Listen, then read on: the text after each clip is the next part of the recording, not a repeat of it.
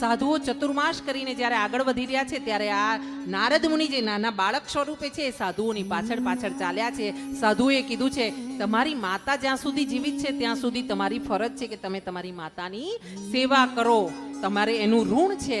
તમારાથી સંન્યાસી ન થવાય. તમારો સમય આવશે, આદેશ ઉપરથી થશે, તમને ભગવાન સ્વીકાર કરશે.